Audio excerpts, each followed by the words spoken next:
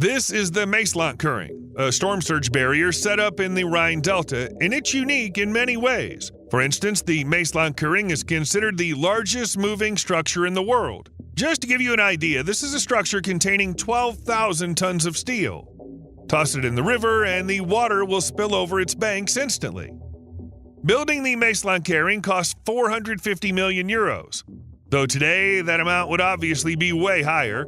But huge expenses don't seem so big when you realize that hundreds of millions of euros were spent to save the lives of countless people, both those living today and future generations. The Dutch know a thing or two about this, and they know you can and should get ready for potential disasters.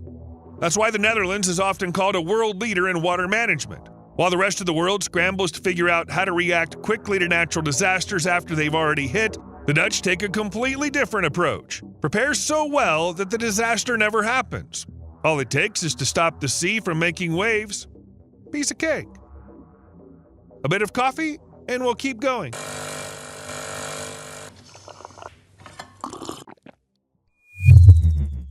Just an unobtrusive reminder to do a certain something under the video if you keep forgetting, and a thanks to those who understand my wish to stay anonymous.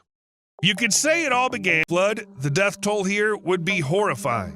One reason is the speed of storms in the North Sea. Usually there's very little time between a storm showing up on radar and slamming into the shore, meaning people would only have minutes.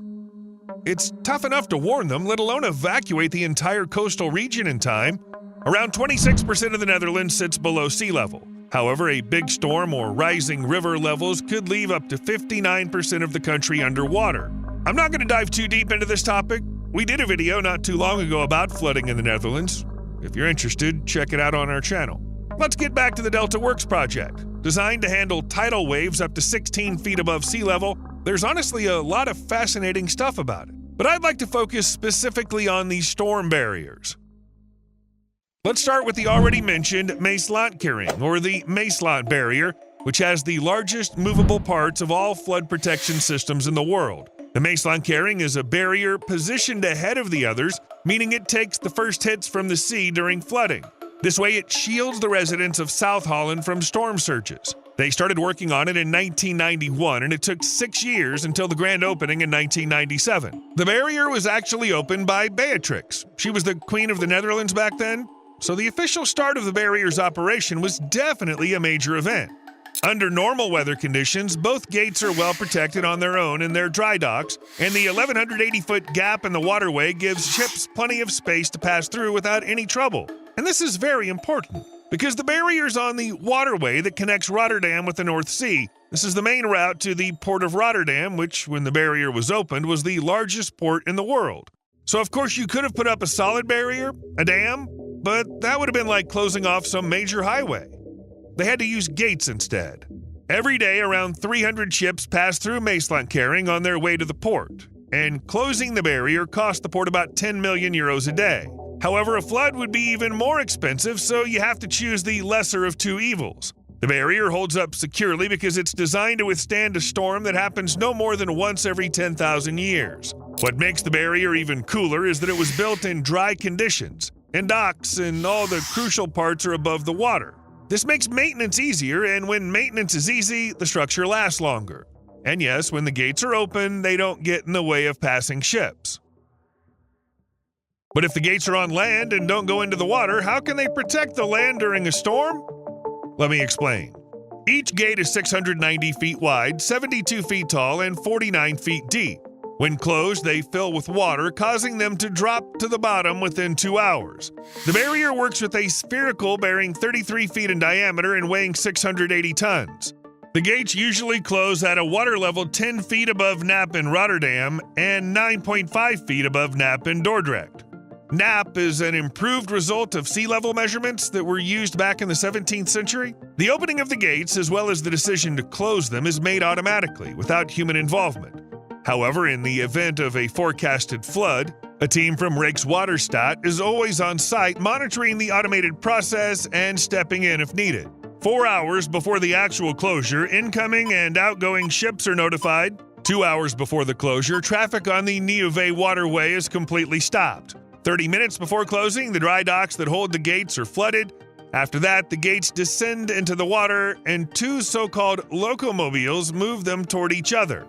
This goes on until the gap between the gates is about 5 feet, at which point water gets into the recesses of the gates and they sink to the bottom.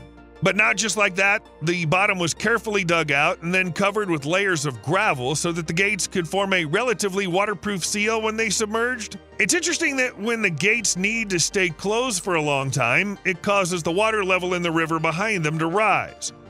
But this scenario is planned for. The gates have indentations that partially drain, the gates float up a little, and the excess river water flows into the sea. Then the gates sink again. What about the process automation? The barrier was built a while ago, so the software that controls it is written in C++ and consists of 200,000 lines of code for the operating system and 250,000 lines of code for the simulation systems. But that's all theory. What about the practical application?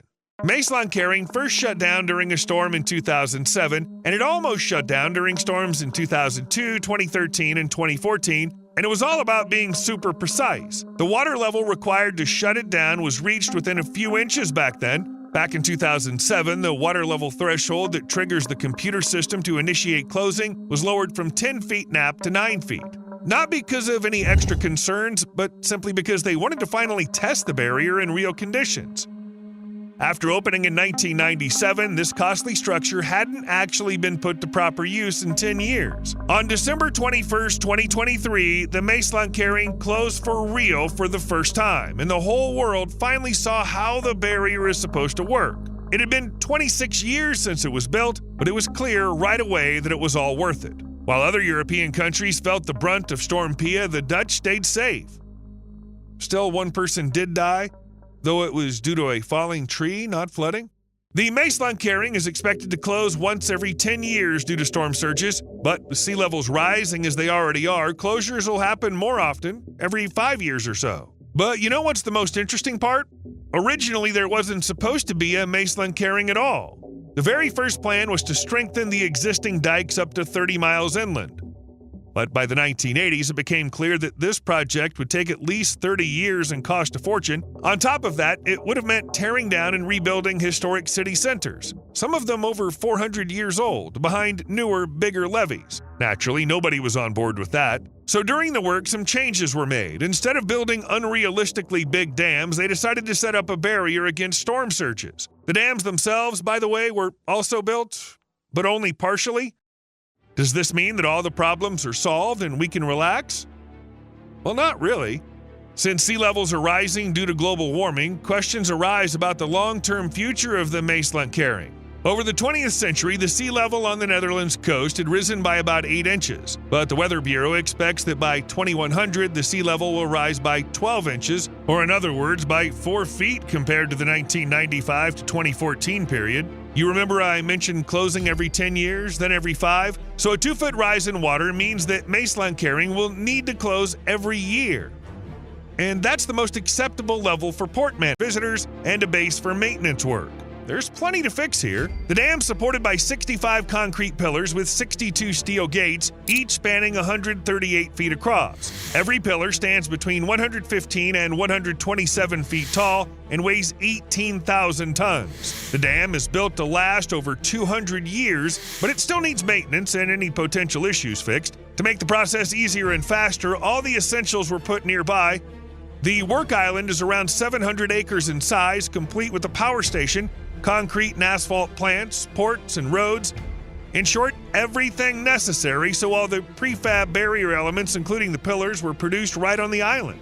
They built the pillars in a construction pit about 50 feet below sea level. Once the column was ready, they flooded the pit. A lifting vessel entered the dock, picked up the columns one by one from the bottom, and moved them to the right spot. So how's it doing? The Österskeldakering's gates have been shut 28 times since 1986. The most recent closure was on January 31, 2022 due to Storm Corey. Shutting the gates takes around an hour, and keeping the barrier operational runs up to 17 million euros a year.